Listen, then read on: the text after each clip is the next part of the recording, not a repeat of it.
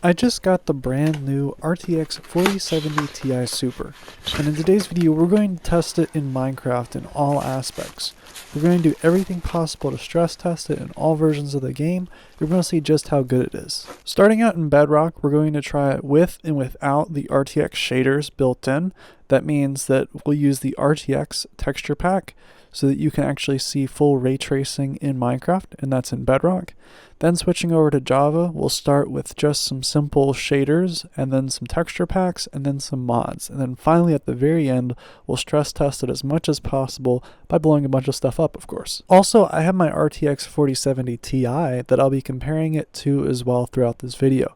So you'll see some constant comparisons in that regard as well. However, all of these videos that I've recorded here are going to be recorded in 4K, and also in this top corner you'll see a lot of the GPU stats. And as we walk around, we'll notice different things about this. Specifically, this lamp has some great reflections here. Also, when coming inside this church here, we can take a look at this glass and how this reflects all of the different aspects of what's outside of it. It also changes the color greatly. It actually looks pretty cool. It's definitely interesting to see how the surrounding areas from the window actually change color slightly. Also, this campfire actually looks really cool as it changes different colors and affects all of the area around it. Also, you can pretty visibly see the reflections on the ground on the stone, as well as the light coming through the window. Also, we can come down to this little river right here, and we can actually get submerged and look at all the reflections in the water above.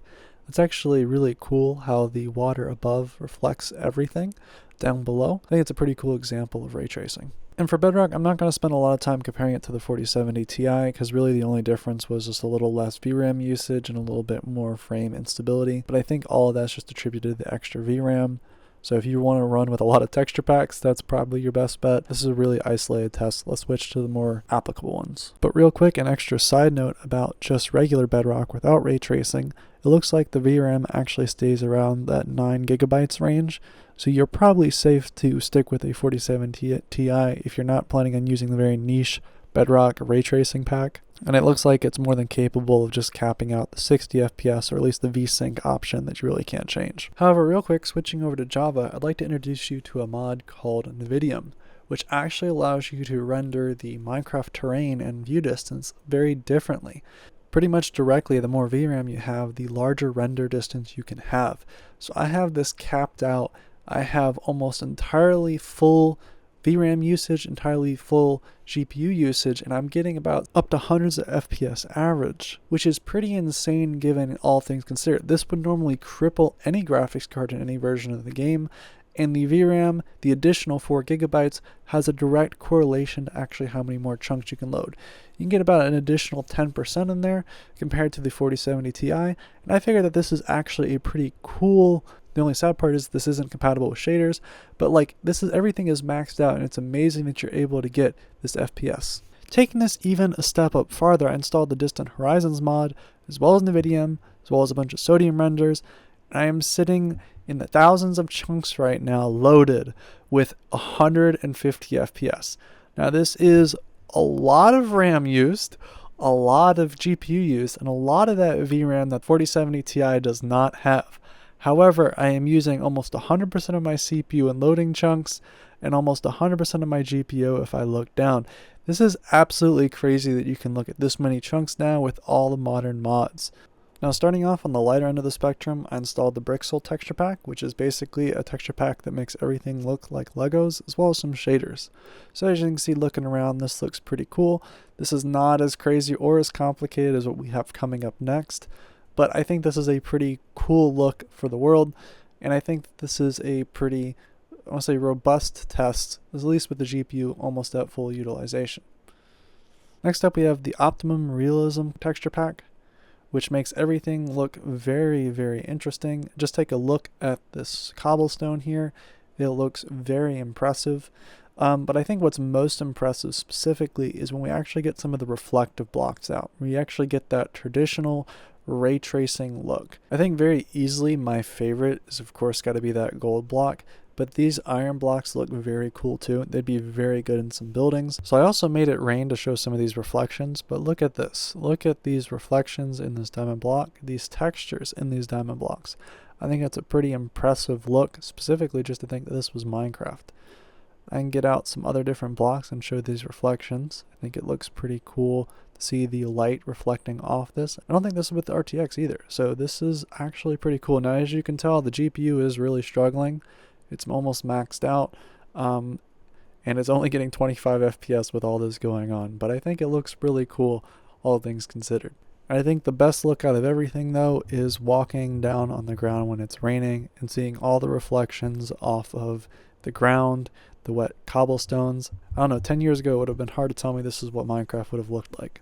When it comes to raining, it actually looks like the graphics card, the 4070 Ti, is about 10% less, at least when those shaders, and then switching back over here, as you can see, the FPS are not anywhere near the 80 that we saw, and I think this is still, again, about 10% less. And then just walking around with the shaders enabled, I saw that the RTX 4070 Ti Super actually had a good bit more FPS, but I wonder what that's attributed to, whether or not that be the complexity of the texture pack, the shaders, etc. It's probably something that's more VRAM heavy, then in certain circumstances it's about the same. Finally, though, I think it's time to start getting into stressing the GPU in other ways. Now, I think I'm going to make a nice little reflective pad and blow up something, see what that looks like. As you can see, look at those reflections in these gold blocks. It actually looks really cool. TNT actually also looks really cool here. It's not going to do anything just yet. We'll actually have it damage stuff in a sec, but the 3D model for this TNT actually looks really crazy. So we can just set it off, see what that looks like in the reflection.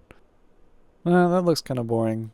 I think we need to do something a little bit more exciting. 1 second. Let's do something at nighttime with a little bit of shaders on, and then we'll try blowing this up, and then we'll go to a larger one, and then let's go to a super flat world that's nothing but TNT. And that looks a little bit better. It's interesting to see how it dynamically changes. There's a little bit of light now.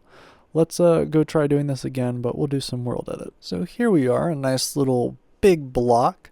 And I'm going to go through and light this off, I guess. So look at just the reflection in the TNT. That's just wild to me. So I guess we're good to get started now. Let's light it off. Poor spider is about to get obliterated. And there we go. It doesn't look like it's affecting much, though. Not really lagging. So I think we might have to switch to a super flat world. It looks like the TNT is just bugged out, but everything else is going to town. Not bad FPS, surprisingly, either. So, oh, it's letting me light this off, but not bad FPS for everything blowing up. Yeah, it looks completely rock solid, actually, surprisingly, FPS does. So, 80 FPS is pretty dang good for all that's going on right now. And that's even with a good chunk of GPU used. So finally, let's go through and actually create a new world, an entire super flat world that is nothing but TNT. That way, it's just an infinite explosion. This is usually a lot of particles, and usually that's pretty stressful on the GPU. So let's just replace this bottom bedrock with some TNT real quick. And then all we'll have left is just a world full of infinitely TNT. Usually this actually crashes people's games, so I'm wondering if this is going to be an increase or a difference, if they made any changes recently to actually improve that. So real quick, let's get the flint and steel. Let's light off and call it a day. That did not work out as expected. Probably need to do something a little different. So let's just grab some oak, put that down, and light this off. So let's see what the resulting look is. So there we go, and we're off. So it looks like we're getting 11 to 7 FPS, 6, 4. Oh, back up to 7. We get up here, we can actually get a higher view. So yeah, that looks actually like the particles are kind of dispersing a little bit. Yeah, 50 FPS. Actually, the FPS are improving a good bit. GPU is not used as highly, which I would expect is going to definitely be a little bit of a bottleneck there. But no, it's jumping from like 8 to like 80. It's interesting that that's the regard. I think a lot of this is probably a CPU bottleneck, but still, I think it looks pretty cool.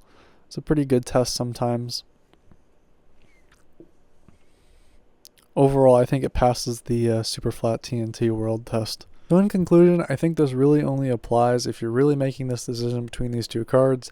If you absolutely need the maximum render distance and you don't want, I guess, shaders, or shaders aren't of any importance to you. I don't think that the difference in shaders is really that big of a deal, but I do think the difference in terms of render distance is. So if you're using some of those heavy mods, some of those heavy performance mods, and the shaders is kind of not a big deal to you, I think that's just fine.